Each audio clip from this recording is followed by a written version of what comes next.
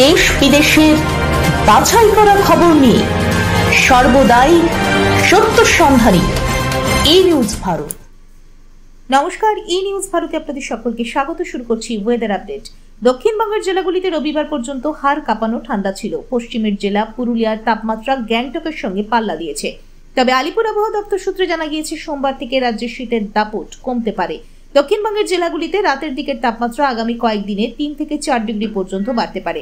তাপমাত্রার এই বৃদ্ধি আগামীকাল অর্থাৎ মঙ্গলবার থেকেই বিশেষভাবে পরিলক্ষিত হবে।